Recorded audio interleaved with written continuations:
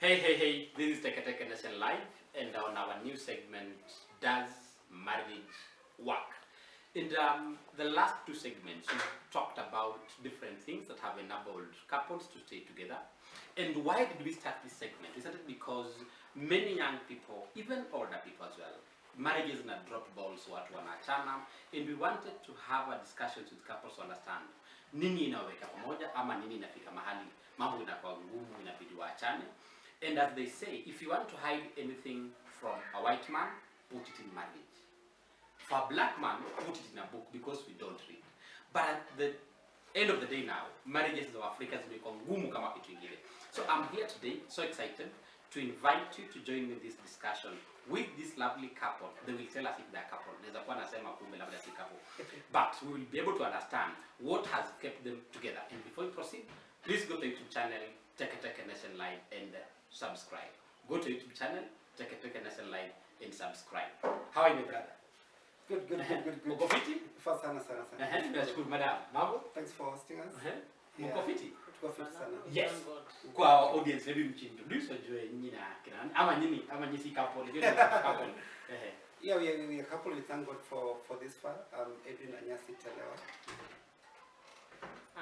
We thank God for this far. Kwa majina naitwa Mariam Owanu Telewa. Hiyo Telewa nimeacquire tu. Oh. So to our audience, wamesema unaitwa Telewa. The last name the Telewas. So just to understand from the Telewas, nini mmekuwa pamoja for how long? Oh my God. I think kumjua ni from 2003. Hapo kumjua. That's the first time I think nilimjua, and we met I must say accidentally. And okay, sometimes when nature throws some challenges to you, you need to look at it in a positive way.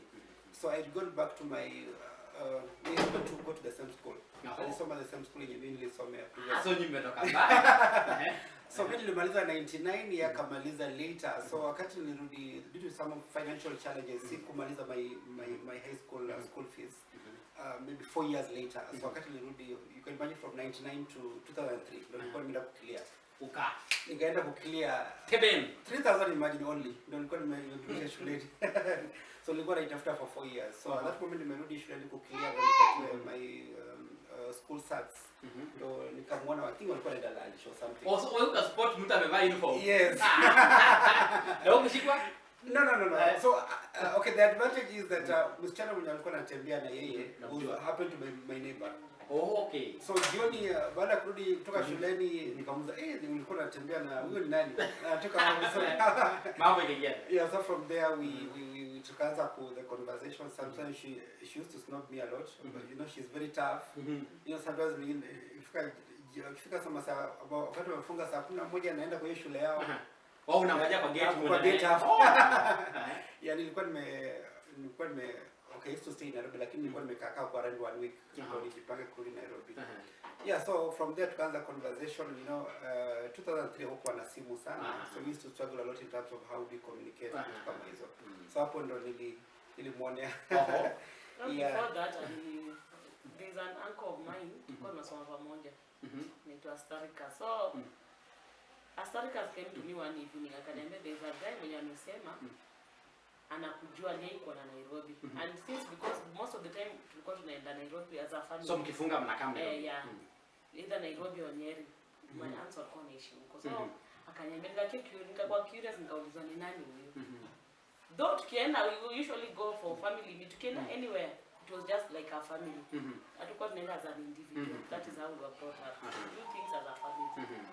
Wakati jioni natoka shida ananiambia this is the enda tu pale utamuona. Kwenda I used to be na kwa vile nilikuwa gamba. Unaona utaki.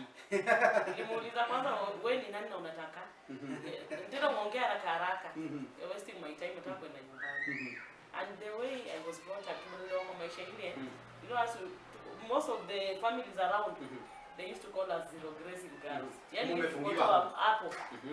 Kabisa, umefungiwa kabisa. Sasa wakati nakumbuka time tulikuwa tunatoka shuleni akitufuata nyuma. I was with my 3 girlfriends. Tunatembea sasa, one of my girlfriends akaniambia na huyu mtu mmoja anatembea hivi neno inatufuata huko nyuma. Kuna mtu mmoja anajua between us. Nikamwambia nani? That dark guy. Tena kwa na kazi yake. Wana udaki. So, Sasa, that time tukikutana akaniongelesha. Tukaenda tu nyumbani. Sasa yeye akawa ako persistent. In fact hata kurudi Nairobi that week. Akawa tu ako persistent, he wants to talk to me. Nikamwambia we'll see how it goes. Because I was never I think I was in form 2. From a relationship. Wazazi wangu walikuwa. My grandmother was fire. So she didn't. So it can take how long finally ndio mka start a relationship? Yeah, like wakati alikuja nika accept nikamwambia we can just be friends. Aka accept sasa akawa yeye akapanda akaenda akawa akarudi Nairobi sasa akawa anatuma barua shuleni. Yeah. Wakatoa huko na simu.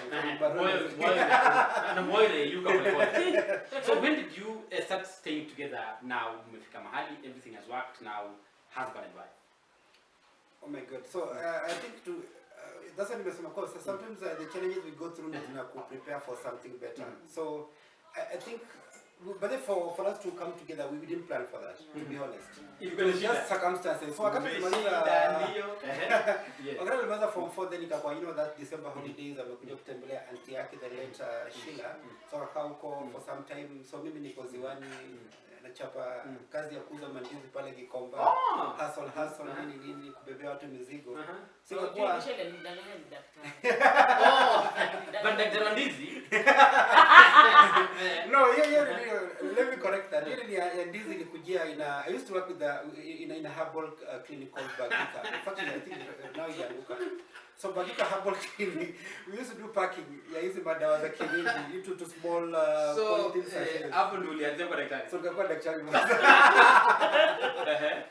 So hizi madawa zinatoka Tanzania, course nini tunazipack into small sachets zinapewa sawa wagonjwa wakikuja hapo. But then the makinis, that's the herbal the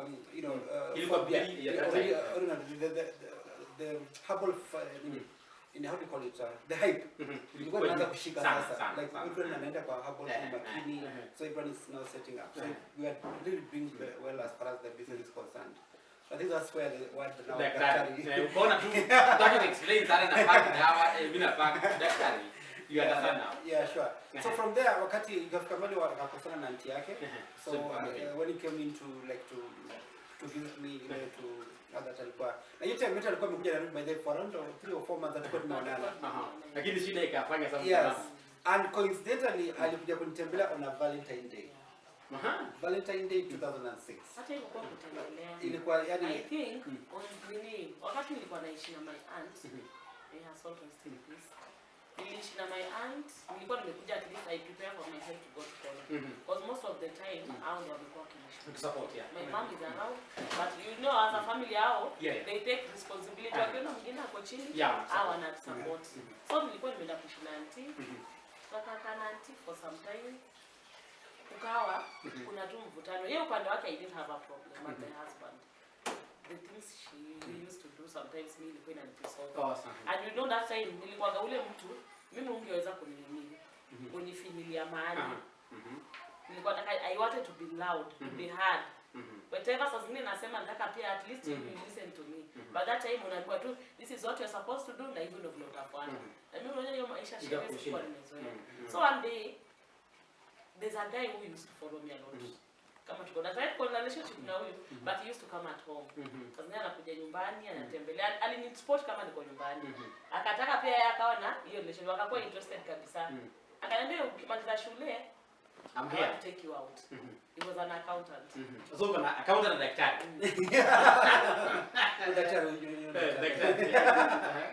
So one time akapiga simu kama niko kwa my aunt aka insist on Valentine Day I want to take you out. But now mimi nilikuwa nishaona motive zake because alikuwa you see somebody wants to date you like wakati anakuja kutembelea nyumbani anakuja na girlfriends. Wa university or something. Nikajiuliza hali sasa this one. Huko nikijiingiza zinajiingiza kwa moto. So wakati aliinsist anataka tuende date hiyo Valentine Day. Na yeye nikaambia huyu nikampigia nikapata nafasi ya kasimu. I called him nikamwambia if you don't take me today you'll never see me again. Yes. Hey. Ulipata pressure. Na nikamwambia he said they'll come today before nipeleke hiyo date. Alright? You'll never see me again. Na akakubali na hiyo kete. Yaani jipanga tu. Nakumbuka alikuja na shati ya cream. na long ya brown Na akachukua. na viatu. Akakuja he talked to my aunt. My aunt akaniuliza kama the decision I want to make is. Alikuwa so concerned. But now pia my aunt yangu kuna life yenye alikuwa amepitia, so to some extent she understood me a lot. Yeah. Sasa nikamwambia mimi want to go. Hivyo nilitoka tukakuja na yeye. Mkaenda ziwani. Tukaenda ziwani. My friend sijaiona nyumba ya mabati. Ukaanzia pale. First time. Kuona nyumba ya mabati. Nilikuwa naona nyumba ya mabati kwa picture. Unasikia tu wase wanaishi kwenye nyumba ya mabati, but sasa hapa ndio penye daktari wako. That's I got married on Valentine. Oh, good. Congratulations. Yeah, 2006. So 2006 to Deso mmegonga miaka Yeah, around 17. Yeah. 18 years now. Yeah. Zimekuwaje? Kuanzia kwa mabati kukuja mahali mmefika. How has it been?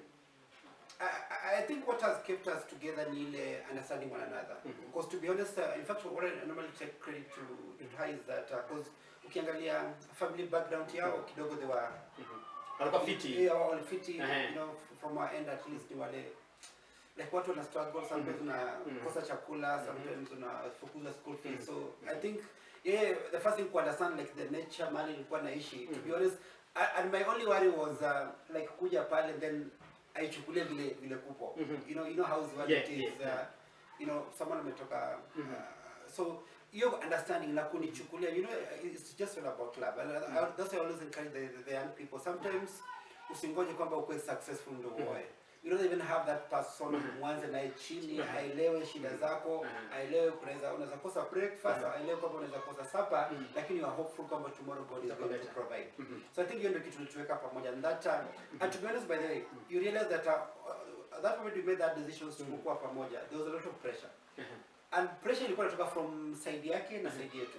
Like side yetu wanasema ni maoa msichana wa high class, atanimaliza. Like literally alafu just my family happened to know where anatoka, like the Mukunas washaikuwa na member of parliament, kijana mabati. Yes, itakuja huyu atamaliza kijana wetu, atafanya kijana wetu akuwe na strength. Na pia wale wanashangaa ameshuka, na huyu wanashangaa like of all the people standards. Yes, I'm telling you that truly broke me for my family.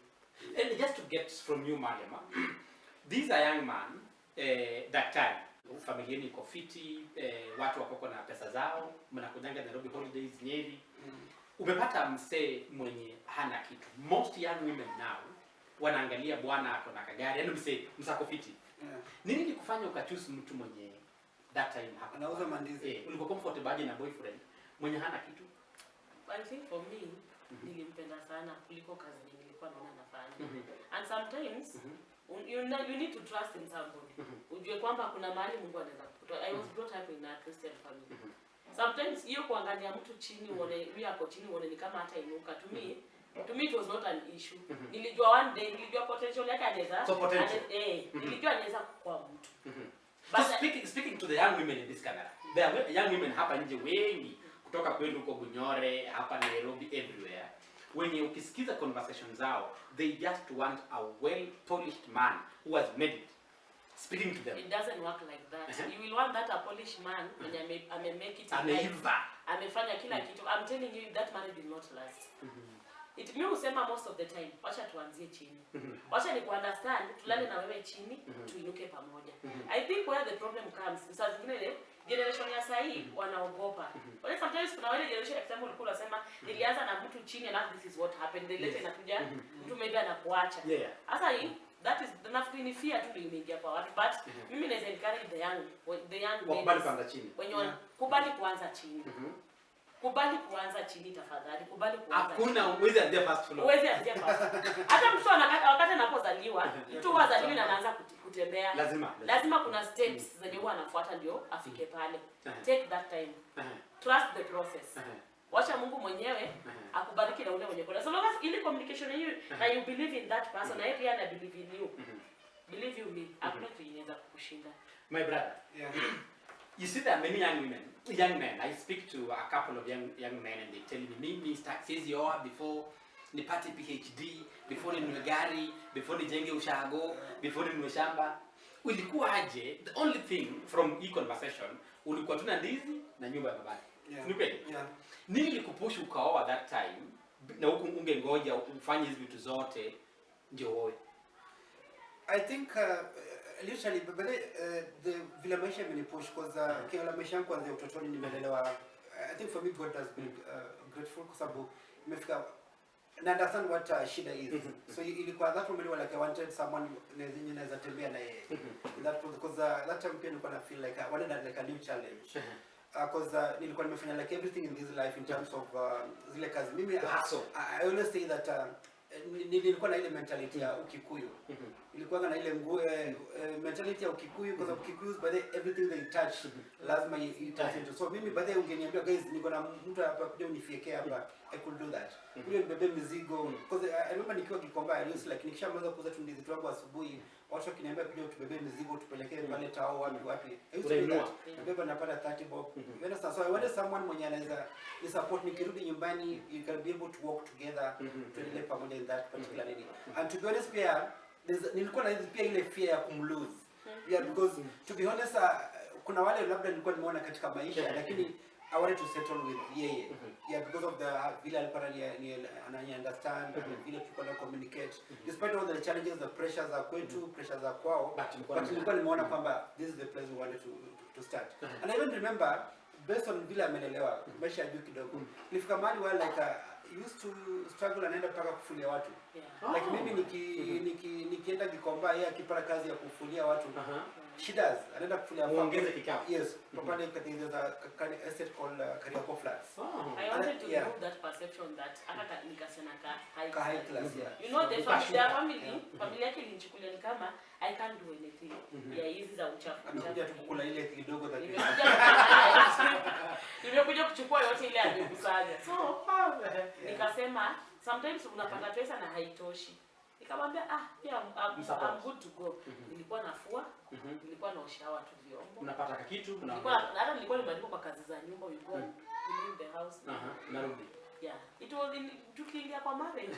It was not that easy. At first, kuna ile ka enjoyment mko tu au you enjoy nayo nini na nini. But as time goes by, tulianza kuona kashida fulani. Na kama kulikuwa na challenge. Tumeshika nyumba ya mabati for 9 years but 9 years mabati. Let me ask. Nyinyi mmepatana, umemwona shule, umeenda kulipa 3000 then umekaa naye 4 years. One challenge most young people have is how to know huyu ndio my partner. Ulijua aje Mariam ya kwamba this is the right man for me? Na wewe ulijua aje huyu ndio mbavu yangu? I think from my end is you know that there are so many things people will look for. Sometimes either wengine wataangalia beauty, wengine wataangalia but in most relationships na fail kwa sababu tunaangalia zile vitu ambazo hafai tuangalie. Because the most important thing in a relationship is understanding. Ni ile mtu where like and to be honest but in circumstances zenye alikuwa nazo one thing I like about her was sikupata any pressure kuniambia all the time ananiambia usijui nitumie kaso mbili nitumie kaso. You understand? He never did that. She never did that. So utapata kwamba nikaanza kuona you see you know materialistic you can imagine that moment when like ako nyumbani ako high school ile pressure high school au sijui tunaenda tour nitumie kaso mbili nini you know she never did that. Tumelelewa na my aunts. So sometimes I used to see their relationship.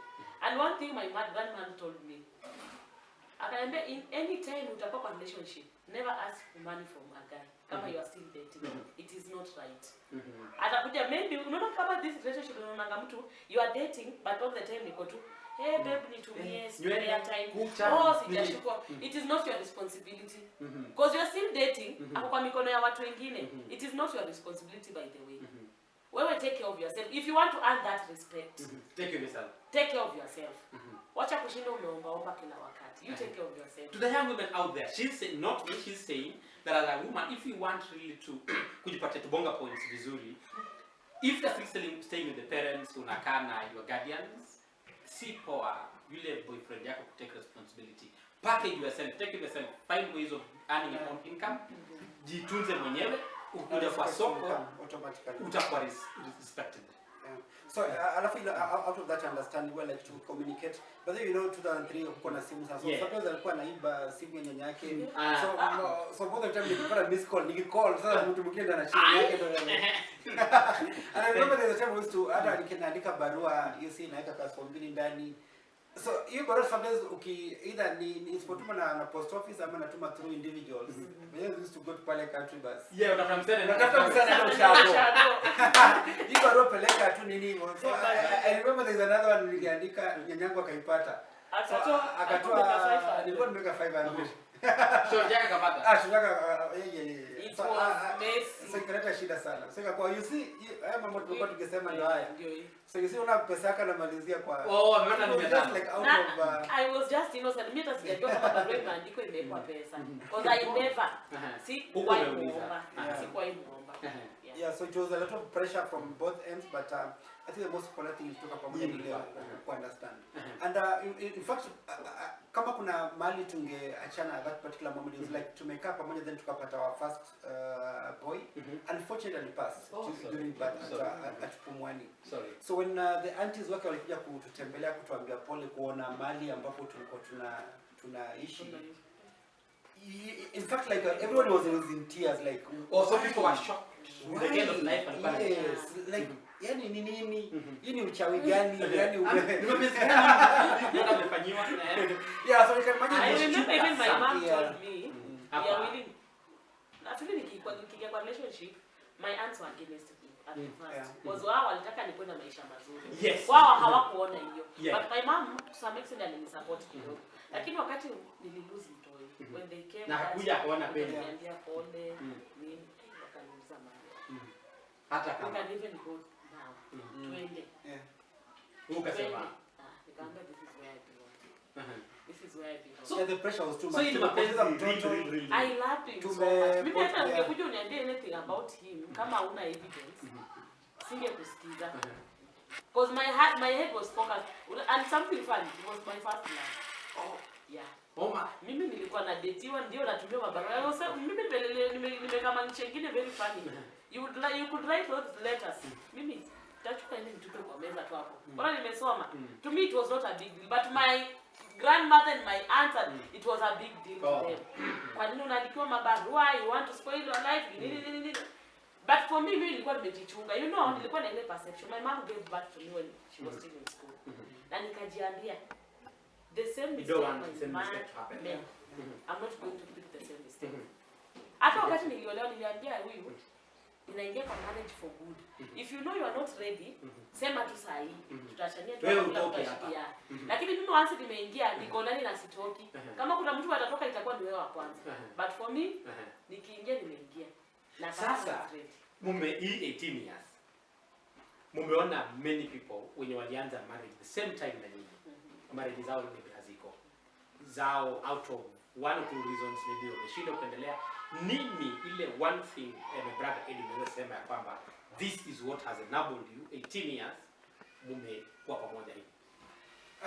I think firstly God, when you trust in God, kila kitu itakuwa shwari, because sometimes when you trust kwa wanadamu kutapanga things don't go the way you are just supposed to do. Two ni ile understanding ambayo tumekuwa nayo kwa pamoja. There's so many times where like we come together, we need to do something, we need to come together and say, can we do this? And in that process of communicating, in that process of discussing what we need to do, we realize that sometimes yes, kuna kwanga na push and pull. No. Hey, you do this. But at the end of the day, we come to a consensus. Because hata kama mnaenda different, lakini mnakutania pamoja. The reason why, because it's all about reasons. Sitaki tufanye hiyo for now because of X, Y, Z. Nataka tufanye hiyo because of X, Y, Z. So we normally like communicate and try to come to a conclusion. But at the end of the day, because we need to understand like marriage is not about a man alone, it's all about it's all about us. Yes. And one of the things ambazo zinapeleka kwa ndoa nyingi zinaangua ni kwa sababu it's all about me and me alone. So utapata kwamba like as much as yes nasimamia kwamba man is the head of the house, but you need also to understand like you are someone who needs to support you with the advice, with the the direction that you need to take. So it's all about us.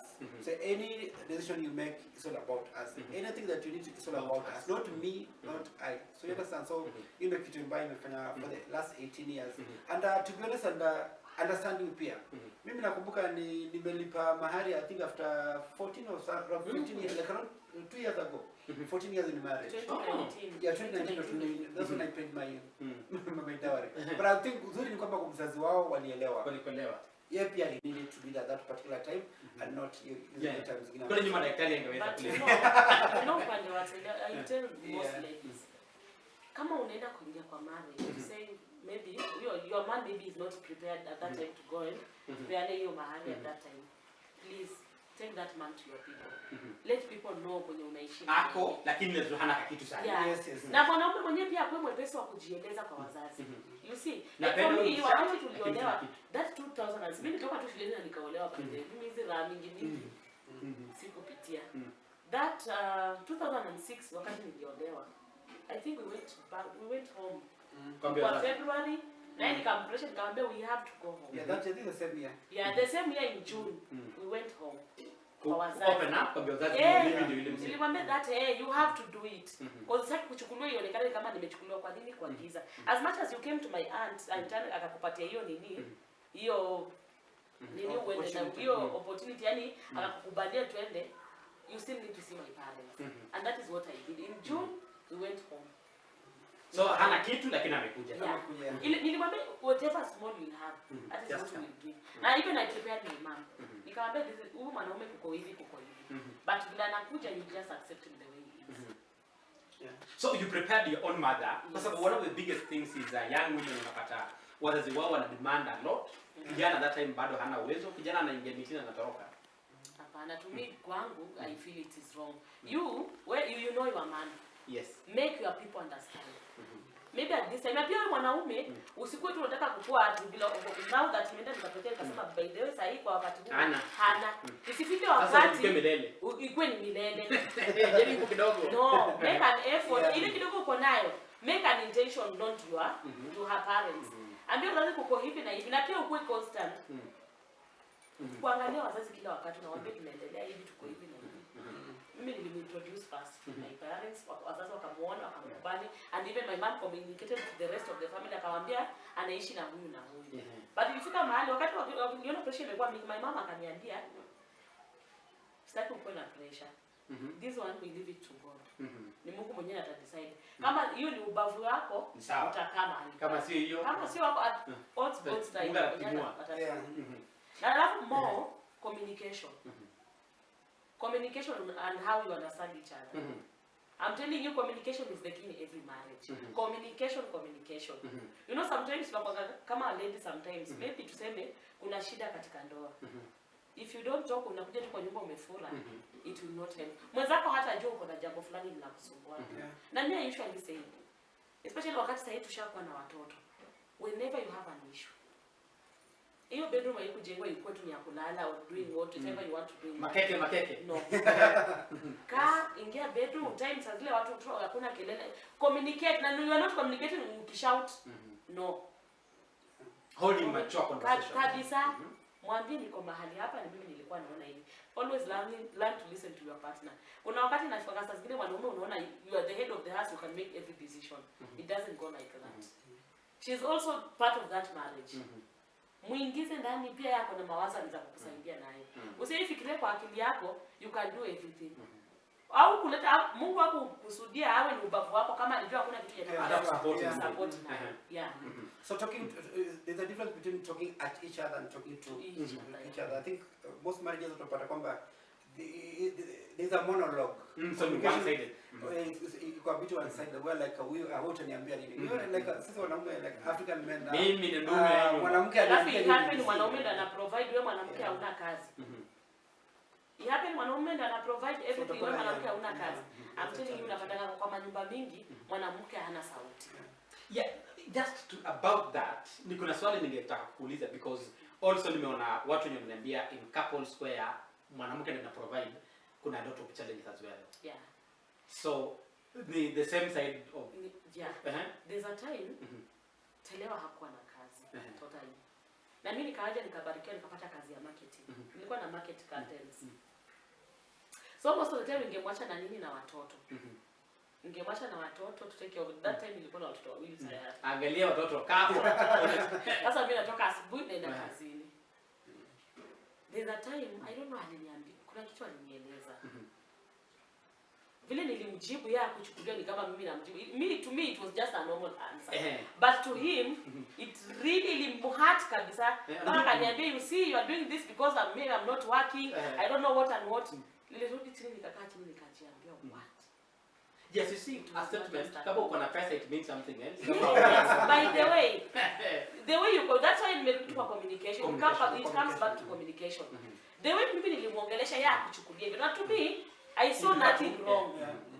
But yeye akaniambia, oh, you see now, unaniongelesha hivi kwa sababu sina kazi, unaniongelesha hivi kwa sababu you are the one providing. Yeah, so communication. It's not like that. Nimekwambia tu hapo umefanya makosa kwa hivi na hivi tungefanya hivi na hivi. Baadaye nikakuja nikakuwa na understanding, nikajiambia ningependa sana yeye apate kazi hata afadhali mimi nirudi chini. Yeye apate job. At least yeye apate job. And that is when unajua leo kupata kazi ilikuwa through me. Mimi ndo I went to a friend, nikamwambia natafuta kazi. Na friend naye akaniambia, akaniambia kuna kazi tunafanya ndani ya marketing kama unaweza kuja. But I went nikamuuliza itakuwa aje? Nilirudi back to that statement ya kuja kuniambia unanifanyia hivi because you are working. Unaona usiwe mzee. No.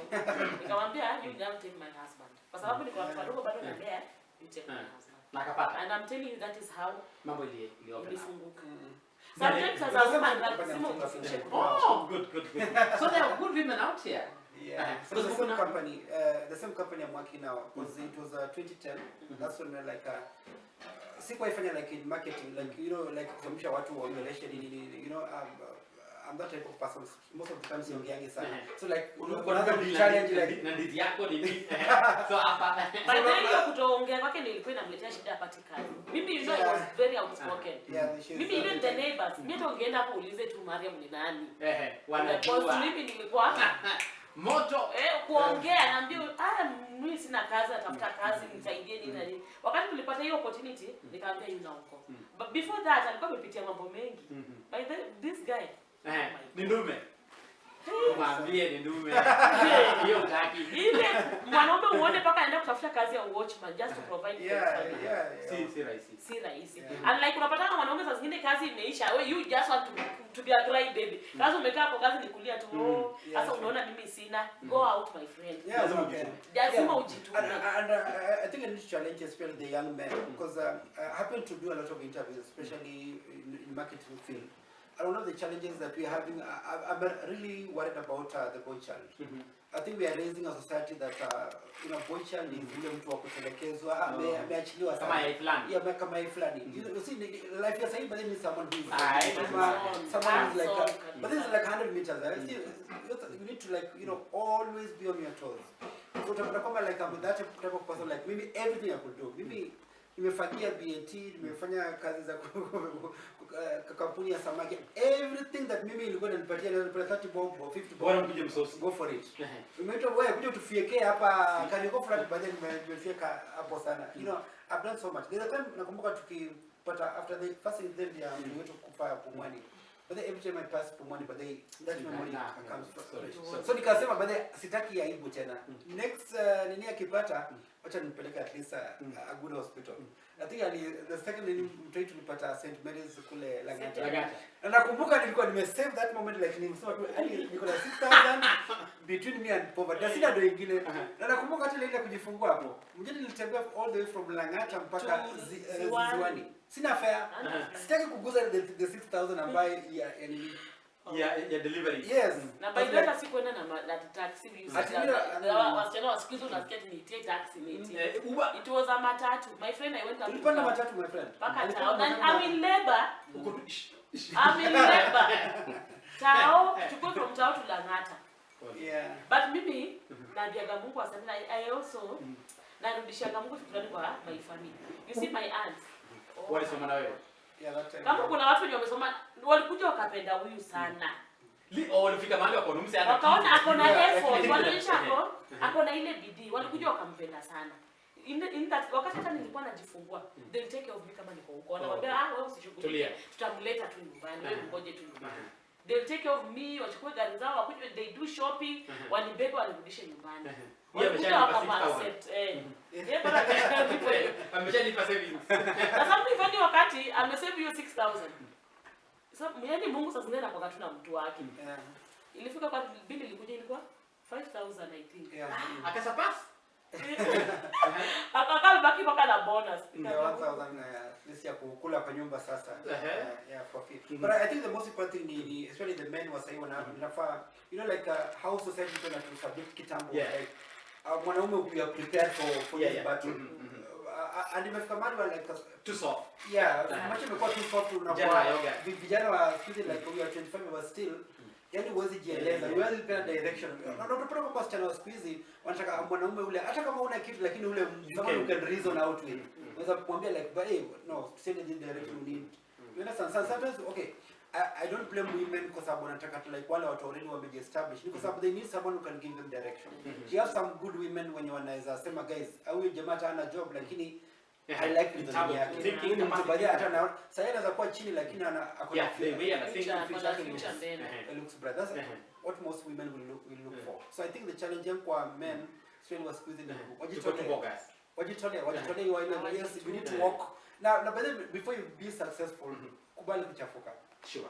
Vijana wasikiza wataki kuchafuka. Before you harvest, you must invest. Yes. So utapata kwamba like before fika just any opportunity umepewa, you never know. Inaweza kuwa kwamba sio ile kazi unataka lakini hapo mahali umepewa hapo pa kufagia hapo, that's where somebody will see what you are doing. Bidii yako, passion yako utafanya. I remember there's a time nikifagia BT nilikuwa natoka kwa nyumba 3 am. Because ndio kampuni ifunguliwe saa 11 lazima mfike mapema mfagie kwamba kila kitu. And I used to sometimes just to walk. Unatembea all the way from Ziwani upitie Gikomba, Shauri Moyo, you know, but those days by the Shauri Moyo used to be like you know, in terms of hotspot, in terms of watu kuibiwa, unapitia Mudhurwa, ukanyage pale 3 am, imagine. Because sometimes una fare kwenda kulipa nini ya connect, but in that process you realize that I think God alipitia tu through, you know, God will always send you like a destiny helper, someone mwenye atakushika mkono kwambie come on ushofike. Sasa do you have kwa hii 18 years kuna challenges of course mmekuwa through? Sure. So how have you resolved those challenges? Kwa sababu kuna watu wengi sana hapa nje, a small challenge tu labda walikuwa wameoana leo, kesho wakapika chai kamwagika ama sukari ama M-Pesa akatuma wrong number, marriage ends. How do you resolve the challenges if you have any? I think one of our greatest challenges, in fact, the first one was the pressure from I think our family. And I'm sure I think to be honest tulijikubali tukasema kwamba this we want to move pamoja. Na unapata kwamba I always say that kama tu kuachana huo wakati. And I remember, and I'm sorry to say that there's a time even they were now elewani. So sometimes like wewe kama mwanaume you are torn between this is my mother, this is my wife. Huyu ni madhe amenilea nini na huyu ni someone mwenye. So sometimes we tunajipata in such like a situation where like you are torn between so which direction do you go. But ukiangalia like you know, challenges za family ni zile ambazo zilikuwa sometimes ni zile zenye they have just their own understanding like how tunaanza you know that people like pia maanza grow kidogo yani na feel no huyu sasa no watumtaki literally. So that pressure kuidha start was like sometimes ni vizuri pia kujifunika useme kwamba guys this is now the direction we need to take to make sure we are grown ups in the direction ambayo tumekubali kwenda. We won't fall for that pressure. We respect them as our parents. Advice ndio tatupatia, kuna ile ambayo tutachukua, kuna ile ambayo tutasema acha tuachie Mwenyezi Mungu. That was like the biggest challenge ambayo tulikuwa nayo. And to every young couples who I know kuna wale when they have mother-in-laws because initially my relationship I went through hell through the hands of my mother-in-law and my sister. You know, nafikiri upande wake she wanted to control my life. And like I've said earlier, me you could never control me. Me nilikuwa na mtu I have my own mind. Na kuna vile vile mimi mwenyewe nafikiria. So to her she wanted to control our lives. Whatever every little thing we do and I could just be aware. Ilifika mahali Moses. Nilikaa karibu 1 full year tuongeleshana na Madhi, we are in the same compound. We are in the same imewaka moto. Na kuna kijana yake iliwaka mpaka ilifika mahali my mama had to come. Noma. ilikuwa noma na it was just a small issue. You see ni mambo madogo lakini mtu ana escalate inakuwa story kubwa. Sometimes we will differ na my sister-in-law. But you see now my mother-in-law yeye haoni my sister-in-law amekuwa na makosa. Yeye anaona ni mimi ndio niko na kwanza mimi ndio nimekuja kuingia kwa familia yao. Sure. To any lady outside there, sometimes they're still our mothers. Na sometimes to the women wenye ni mother-in-laws, please wacha mtoto wako halee boma yake. Sure. Wewe you are there as a parent to guide them, not to control them. Yes, because ulikuwa na ndoa yako ile yako ingine. So focus kwa hiyo. You control your own marriage, but not your child. Wacha mtoto wako mwanao to make those mistakes. Be there to guide them, not to control them. Hapa ndio unapata ndoa mingi na to the ladies usisuccumb to that pressure. Sometimes mimi husema hata kimya ni jibu. Ukiona mzazi amekuja sana, jipatie time. You respect that woman. At the end of the day, she's still your mother. Na hata ukisema unataka kumkosea heshima, at the end of the day utarudi tu kwa ile boma and you will still leave that woman. Mpatie heshima yake, she's still your mother. Mahali unaona uelewani na yeye. Hata wakati ile nyama ametulia kwa salama. Mkalisho mwambie madhe. By the way, vitu zenye unafanya madhe kwangu. Me my mother-in-law hakuwa anataka kabisa. But it came up a time. Say right now, before anything happens to that compound. But that anipigie simu. Sasa mmeelewana mko fiti kabisa. My friend atanipigia simu aniulize Mariam. Nataka tufanye jambo fulani. Unaonaje tupitie hivi ama nipitie hivi? Kwa sababu pia aliona mimi I was not that person mwenye naweza kusukumwa tu. Uko imara. Wachili daktari. Amefika mahali wala in fact my mama na na yeye zaidi ya kuliko mimi. So which is good, but from my end based on where mali tumetoka and it's like a good thing and I don't complain like kuna madhaja niambia lakini nimemwambia based on now. But I think now where young women go wrong at times is hizi stuff zenye mnasema ni stuff zenye nimeona pia other couples especially kusumbuliwa na mother-in-laws may happen. But at times I think maybe young women wako na wrong attitude.